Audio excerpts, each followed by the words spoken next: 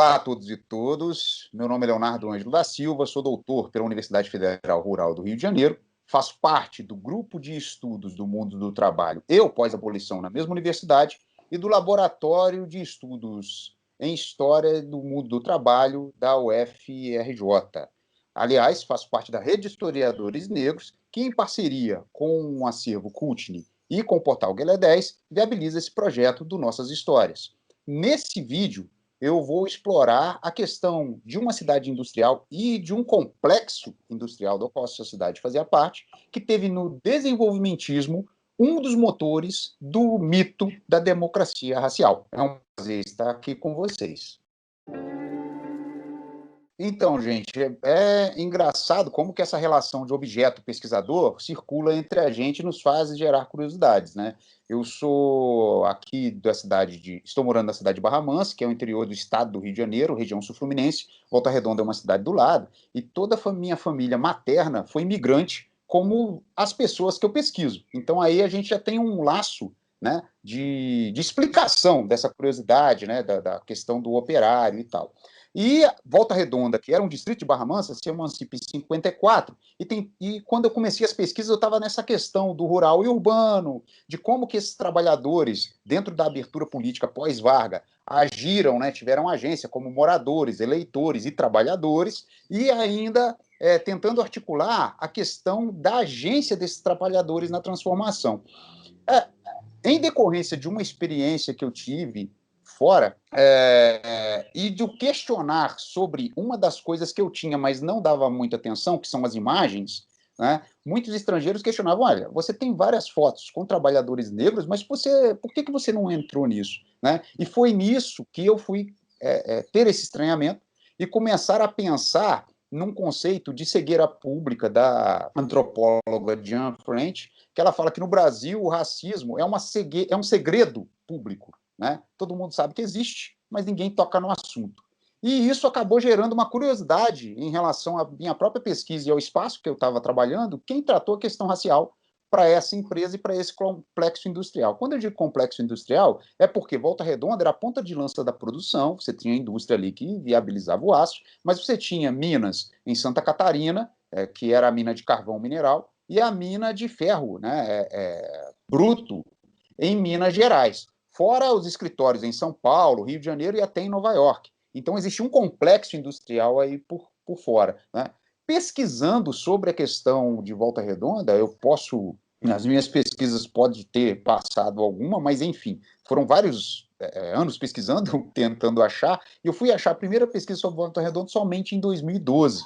E é daí que eu começo a tentar brincar com essa questão de não é só um segredo público, é uma cegueira pública. Né? A gente olha, vê trabalhadores, e não vê essa mudança de paradigma mesmo no país, né? De uma cidade que a cidade e a empresa são construídos no início do século XX, na primeira metade do século XX, 53 anos após a abolição, né, o decreto da abolição, e a gente continua olhando trabalhadores e tal. Então, dessas fotos, tem essa foto que aparecem trabalhadores ao lado de uma linha férrea com uma escavadeira, e os trabalhadores estão ali na cidade de Rodeio de Baixo, em Minas Gerais, era um distrito à época, trabalhando descalços, né?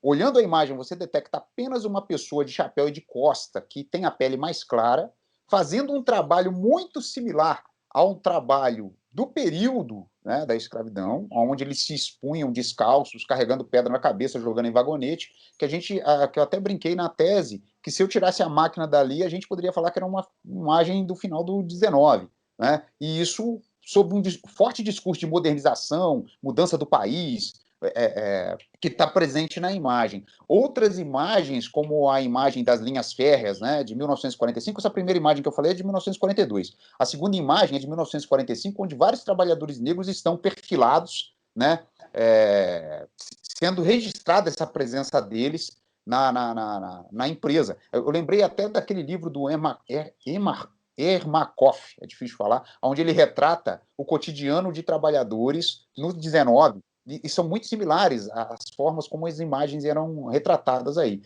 Além disso, né, dessas imagens, outra que chama a atenção é a imagem do alto forno, aonde você tem, no alto forno, na época, acredito que até hoje, você tem os tijolos refratários que são colocados dentro do alto forno para que o aço derretido seja jogado ali.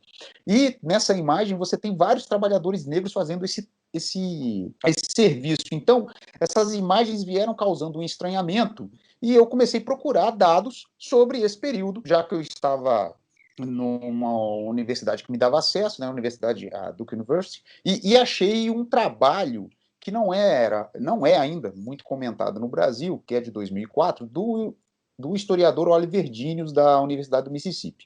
O Oliver Dinius, então, como acontece com muitos estrangeiros, ele teve acesso às fichas dos funcionários de 1941 a 1946. Então, olhando a foto da ficha desses funcionários, ele classificou racialmente, fez vários mapas migratórios e conseguiu mostrar que mesmo que o discurso em Volta Redonda é que havia um trem dos baianos por causa da cor da pele dos trabalhadores, na verdade, 83% de quem vinha para Volta Redonda eram mineiros, de pele preta, né? Ou pardos de pele escura. E aí ele constrói uma tabela mostrando que de 1941 a 1946, 69% dos trabalhadores que vieram atender chamada modernização, né, de transformar o país em urbano, esquecer o passado rural, esses trabalhadores eram negros, 69% deles. E aí começa aquele questionamento. Então, o discurso modernizante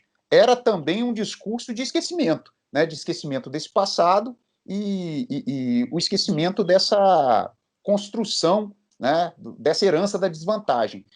Eu não estou aqui, gente, falando que essa ideia é minha. Aliás, isso daí foi uma das coisas que eu peguei do texto do Marcelo Paixão e do Flávio Gomes, onde eles falam justamente isso, que o desenvolvimentismo foi o motor da democracia racial no país. E essas fotos são da década de 40, eu pensei, poxa, mas esses trabalhadores continuam na década de 50? Segundo o próprio Dinius, ele tem uma tabela lá de permanência após 5 anos, então ele consegue ter acesso a outras fichas de trabalhadores, que hoje isso é vedado, a gente não consegue ter acesso a essa informação. E ele mostra que os trabalhadores permanecem. As fotos também indicam isso. Quando eu comecei a olhar as fotos de clubes dos anos 50, você começa a olhar que esses trabalhadores negros continuam lá. Mas existe uma coisa muito curiosa. Volta Redonda foi uma cidade pensada no estilo desses condomínios fechados hoje. Cidade sem muros, com um quintal de fundo, um grande espaço nos bairros centrais. Então, a cidade acabou refletindo a divisão socio-racial do trabalho. Você tinha bairros para engenheiros, bairros para pessoal de manutenção, bairro para pessoal de operação e alguns bairros para trabalhadores braçais. Um exemplo disso são os nomes do bairro. Volta Redonda, você tem os bairros chamados Conforto, que obviamente indica alguma coisa, né? O Rústico, que é onde eu encontrei a maioria dos trabalhadores negros que eu entrevistei, né? O nome já diz, e isso refletia também na divisão dos clubes. Então, a primeira imagem é do Clube Santa Cecília, e você tem uma imagem ali que você olha e fala, gente, só tem trabalhador negro aqui. Né? A segunda imagem é do Hotel Bela Vista, um hotel que sempre recebeu a alta classe social de Volta Redonda, tanto desde os engenheiros que vinham dos Estados Unidos, que ajudaram a implementar a empresa, né? A gente tem que lembrar que a implementação da Companhia Siderúrgica Nacional, ela foi uma parceria Estados Unidos-Brasil no contexto da Segunda Guerra. Né? Então, vieram engenheiros americanos e tal, e eles ficavam nesse hotel, e tinham os convescotes, aí as festas, né?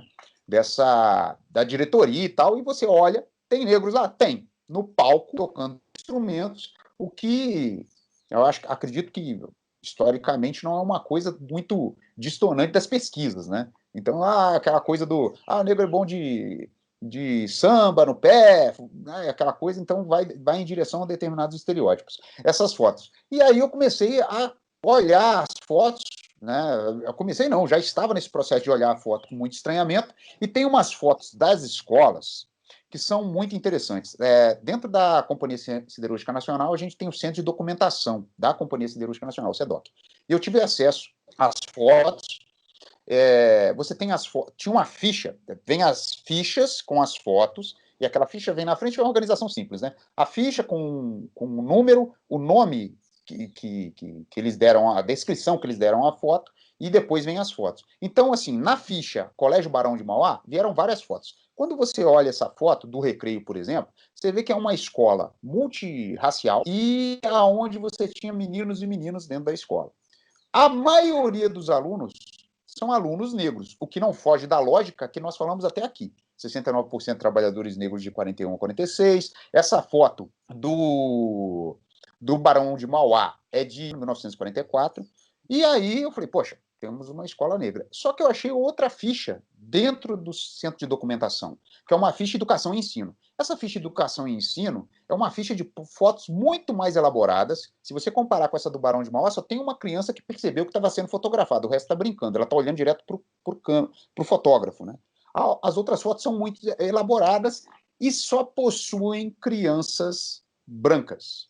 Eu cheguei a brincar na tese, porque o que eu estou falando aqui reflete o que eu escrevi na tese, que é Volta Redonda, Desenvolvimentismo, Trabalho e Relações Raciais, de 1941 a 46. Cheguei a brincar que as meninas parecem até perfilando assim uma Mulher Maravilha ou heroína. Elas estão no ponto de ônibus, com a mão na cintura, com as roupas totalmente engomadas, uma loira, né, do cabelo loiro, a outra do cabelo provavelmente castanho, né, foto é preto e branco, e com todos os traços fenotípicos dessa brancura, né, vamos dizer assim, olhando o horizonte naquele simulacro de estar tentando fingir que está esperando um ônibus, né? E até brinco que a última coisa que parece que elas estão fazendo ali é esperar um ônibus, né? Porque elas estão uma foto altamente produzida e que é de 46. A gente tem que lembrar de que 41 a 46 teve a construção da usina, ou seja, é um trabalho de construção civil, basicamente. Em 46 em diante, eu precisava dos trabalhadores especializados, com alguma especialização. Então, provavelmente, isso eu não consegui checar, essas fotos do ensino e aprendizagem têm a ver com propagandas, com divulgação da empresa, né? Então, assim, eu tenho trabalhadores negros, ok, beleza. Mas na minha divulgação, trabalhadores e pessoas brancas, né? Desse estranhamento de foto, eu falei, gente, como que eu posso serializar, quantificar e ver alguma coisa? E aí é aquela coisa, né? Os registros para o pós-abolição no Brasil não é que eles somem, eles estão escondidos. Muitas vezes a gente não tem acesso. E aí o historiador tem que dar seu jeito, né? Então eu descobri não, tive acesso a um jornal, quando eu participei da Comissão da Verdade, né? A gente teve acesso ao SEDOC, aí eu fiz os contatos e tive acesso ao jornal digitalizado chamado O Lingote, que é da CSN. Dentro de O Lingote, que é um jornal, esse jornal do O Lingote ele precisa ser melhor analisado. Ele é criado em 53, vai até 77. As ideias básicas são o discurso trabalhista, somos todos trabalhadores, mas um trabalhismo pautado na força do trabalhador, na questão da sua vontade. É até engraçado, porque em determinadas partes eles mostram o trabalhador fazia o trabalho braçal. Não era preparado para trabalho braçal na lavoura, não era preparado para trabalhar na indústria, mas sua vontade, sua determinação, ou seja, o mesmo trabalho que ele está fazendo aqui, você pegar, fazer serviço pesado, ele fazia lá. Só que lá, vamos dispensar, porque não tem modernização, não tem transformação do país. Aqui, nós vamos endossar, porque agora ele está trabalhando em prol da modernização. Então, tem uns discursos muito contraditórios dentro desse periódico da empresa, e é muito bom analisar no seguinte aspecto. A empresa não coloca quase ninguém, 2 pessoas, eu analisei 369 casos dentro desse jornal, só 2 pessoas eles colocaram um discurso em primeira pessoa. A maioria das vezes é a empresa que faz o discurso, né? E apresenta os personagens. Então, esse jornal eu peguei uma sessão específica, de 1953 a 1957, que é Conheça Seu Colega de Trabalho, da onde a empresa apresentava 4 personagens, cada um de uma localidade de produção. Então, geralmente tinha pessoas de Minas, São Paulo, Rio e tal, e tinha a foto, além da foto, a descrição desse personagem, do trabalho. Então, deu para mapear a função que ele entrou e função que ele estava. Na maioria das vezes dá para fazer isso. Ou seja, você consegue analisar um pouco dessa mobilidade social, só que é um jornal que estava ali para debater pessoas de sucesso na empresa. E tinha forte discurso de família siderúrgica, somos todos trabalhadores da mesma empresa, né? Como eu já falei, um discurso trabalhista e um discurso de integração. Desse jornal, eu analisei 369 casos. Desses 369 casos que eu fiz, como o Dinius fez e como outros pesquisadores no Brasil já fez, eu tenho que olhar a foto e classificar essa pessoa. Então, se no primeiro momento eu estava olhando as fotos e tendo estranhamentos com a cor das pessoas ali, aqui eu continuo nisso, só que agora eu estou sendo o protagonista ao classificar. Né? E aí são 193 pessoas brancas que aparecem no jornal, 52,3% das pessoas que aparecem, 142 pessoas negras, sendo que 38,5%, né? Referente a 38,5% desse conjunto. 10,6% eram pretos e 27,9% eram pardos. Bom, primeira coisa que causa estranhamento é, se eu tinha 69% das pessoas de 41 a 46 negras, né, como que a empresa mostra apenas 38% de pessoas negras no jornal? Ou essas pessoas não estão tendo mobilidade social e sucesso da forma que o Lingotti queria apresentar, ou existe uma clara opção da edição do jornal de mostrar pessoas brancas, né? Mas como tentar ver isso? Aliás, tem um detalhe: mulheres não chegam nem a 3% dos jornais. É muito pouco o número de mulheres que aparecem ali no jornal. Embora, dentro da empresa, existisse uma seção que era a seção de qualidade do aço, que as mulheres viravam as folhas de Flanders, que viram latinha, essa coisa toda, e checavam, né? Dentro do jornal, muitas vezes isso é descrito como uma questão de gênero. As suas mãos femininas, frágeis, que conseguem detectar as irregularidades do aço. Só que, pejorativamente, essa seção era chamada de seção de vira-latas.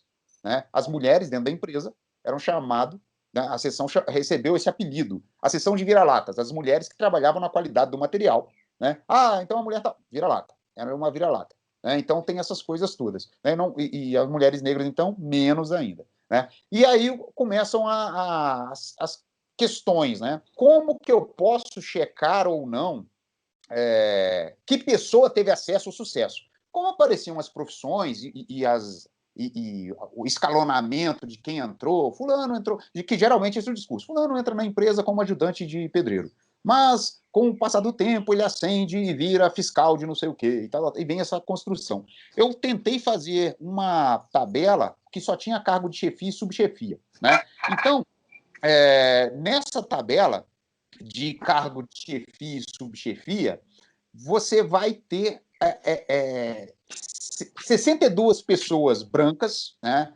2 mulheres, as duas que trabalhavam com assistência social. A gente tem que refletir que assistência social, para aquele período, não tem muito a ver com assistência social e com curso, né, de assistência social hoje. Até o jornal descreve que, pelo jeito feminino, pela sensibilidade, elas podiam atender vários operários de maneira como se fossem mães e tal, tal. Isso está lá no jornal, argumento, né, discursivo. E dos trabalhadores negros, eu tenho 32 pardos e 5 pretos. Né? Nenhum pardo em cargo de chefia. Né? Esses trabalhadores negros estão concentrados principalmente em minas de carvão em Santa Catarina ou minas de minério de ferro em Minas Gerais. Né? Que é uma coisa que já existia anterior à construção da CSN, exploração do aço, implementação do aço. Uma mulher negra é chefe. E essa mulher negra é a dona Normélia, que trabalha como chefe de cozinha em Santa Catarina. E é muito legal como que o jornal faz essa construção. Né? Eles tentam falar, olha, ela com os dotes da culinária, né, e tal, ela um dia vai visitar na empresa, passa perto a cozinheira da empresa passa mal, num evento, e lembram de Dona Normélia por seus quitutes, por não sei o que, tal, e a convidam a trabalhar na empresa. Então é esse o cargo de chefia das mulheres lá. Por incrível que pareça, eu achei uma foto que não é do Lingotti, mas está no livro da CBS, que é uma previdência da Companhia Siderúrgica Nacional, e está lá, foto do Dante, é a foto 19, onde eu tenho mulheres negras, tipo numa qualidade. Eu não sei como descrever. Você tem o vagonete de minério, e uns lingotes do minério descendo e essas mulheres negras mexendo no minério de ferro. Eu não sei se elas estão fazendo seleção ali, só mulheres negras de lenço na cabeça. Então, assim, em nenhuma hora o jornal O Lingote cita essas mulheres, elas aparecem aí de forma avulsa nesse livro do Dante, da CBS, né, Previdência, onde tem o Dante como autor da foto, e é uma coisa a ser pesquisada, né? E aí o que acontece? Continuo nesses estranhamentos, falei, poxa, já olhei fotos, já classifiquei trabalhadores aqui no jornal, poxa, tenho a possibilidade de história oral, eu tenho a possibilidade de ouvir algum desses trabalhadores. E essa foi a terceira etapa, né, que eu tento mostrar no artigo também, de maneira diminuta e tal. A questão de entrevista é uma coisa muito interessante, né, porque quando você vai entrevistar as pessoas, você começa a entrevistar, processo, né? Você começa entrevistando as pessoas na sala e termina na cozinha, o que é muito legal, porque na cozinha todo mundo participa, a esposa, o marido, o filho, né? E a regada café e broa. Então isso é muito bom, só que isso gera uma dificuldade de estranhamento inicial, né? Por exemplo, os primeiros...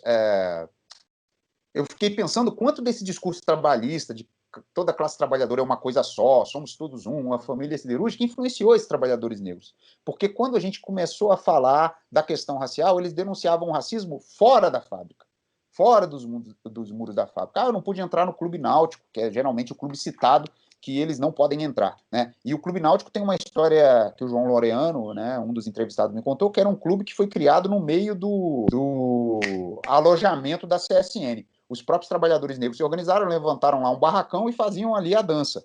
E o pessoal criticava, falando que o Náutico parecia gafieira, né? E esse clube foi crescendo, foi crescendo. A CSN começa a entregar a estrutura pública, a estrutura da empresa para a cidade, quando a cidade se torna independente. E aí, quando o Clube Náutico começa a receber as melhores implementações e se tornar um clube maior, os trabalhadores negros vão sendo colocados de lado. O senhor não pode entrar mais aqui.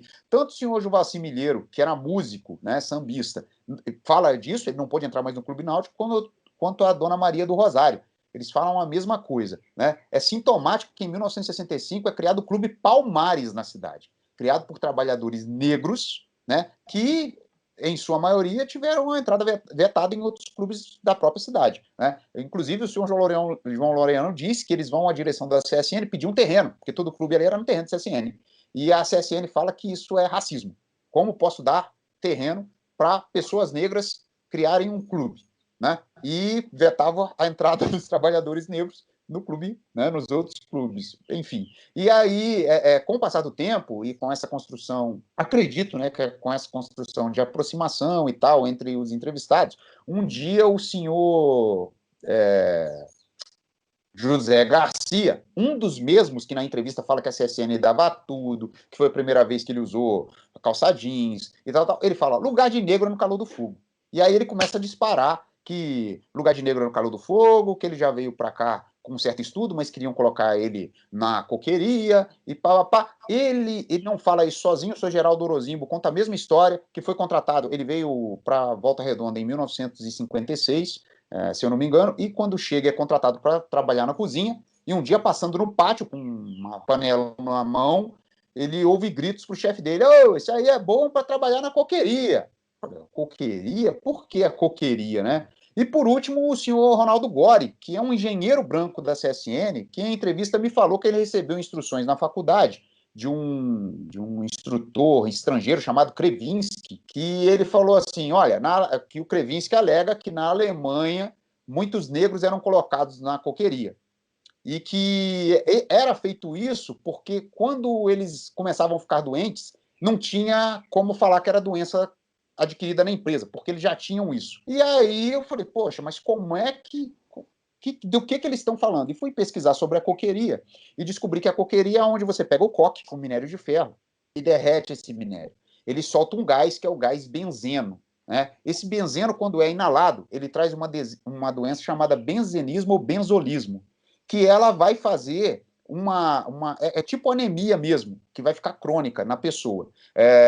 A questão é que, em 1990, pesquisando, eu achei um jornal, Maioria Falante, que é um jornal militante negro da época, ele é CEMOG, é um dos que assinam o jornal, né? O jornal solta uma matéria de capa escrito CSN, Extermínio de Negros, e contando a história, inclusive com participação dos sindicatos metalúrgicos de Volta Redonda, denunciando a história dos casos de benzenismo na empresa. O que estava acontecendo? Os trabalhadores adoeciam com o benzenismo, a CSN, à época, ainda pública, né, alegava que isso não era doença de trabalho, e sim anemia falciforme, que é uma doença genética, uma questão de raça. Então, assim, essa doença só vai ser reconhecida pelo Ministério do Trabalho como doença de trabalho em 1987. Eu fico imaginando quantos trabalhadores não foram indenizados, quantos trabalhadores tiveram benzenismo, mas foi alegado aí, não, isso daí é um problema seu, de raça, da sua raça, né? E que acaba justificando o discurso do senhor Renato Siqueira, né? Ah, eu não tive como cuidar da... que está lá no jornal Lingote, lá na segunda parte que eu falei para vocês, que ele fala que o neto dele morreu, e ele fala no jornal, eu não tive como manter a eugenia de minha família. Ou seja, a gente misturou aí sangue, né? Misturou raças, e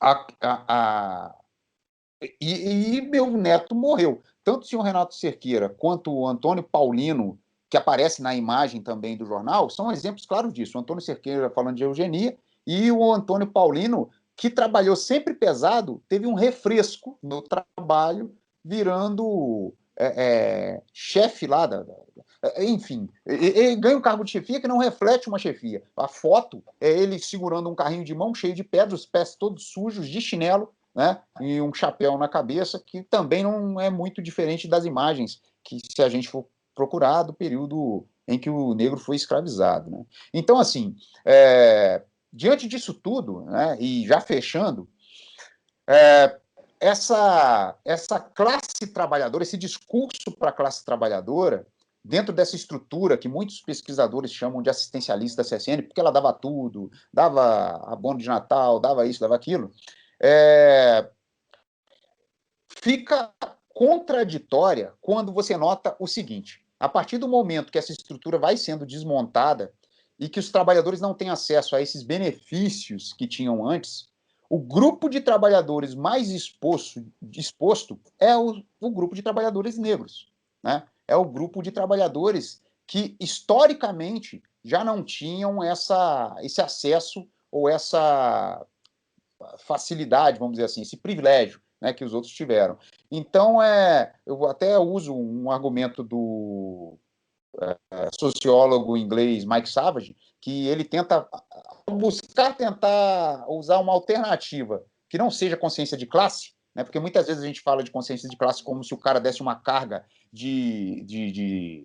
igual o filme Matrix, né? Você dá uma carga na sua cabeça e você tá com a consciência. Ele tentando fugir disso, ele constrói um argumento que é a insegurança estrutural. Então, assim, você nota o nível dos trabalhadores diante da insegurança estrutural desses trabalhadores. E você nota que os trabalhadores negros estão sempre incluídos numa insegurança estrutural maior do que os outros trabalhadores. Então, fechando, acredito que a pesquisa demonstre que os trabalhadores negros tiveram uma inclusão, mas uma inclusão excludente. Eles foram incluídos no trabalho siderúrgico, no trabalho industrial, e excluídos de mobilidade social e incluídos numa maior insegurança estrutural quando as coisas ficaram piores, o que eu acho que não é diferente dos dias de hoje. E, inclusive, esse discurso de democracia racial, eu brinco que é tipo o canto de uma sereia que encanta, né? Que encanta acadêmicos e encanta a população da própria cidade e muitas vezes encanta muito a gente, porque tem gente que ainda continua com esse discurso de democracia racial, somos todos iguais, mesmo olhando os dados e vendo que a questão racial colocava pessoas em níveis diferentes. É isso, gente. Espero que vocês tenham entendido essa explanação. Muito obrigado. Nesse artigo, nós trabalhamos o caso de uma cidade e um complexo industrial do início do século XX, sobre o governo Vargas, e forte discurso trabalhista que teve o desenvolvimentismo como fortalecedor do mito da democracia racial. Ao mesmo tempo que disparidades raciais, ou mesmo uma divisão socio-racial do trabalho, se apresentava no espaço extrafabril, na cidade, e eram implementadas pela própria empresa.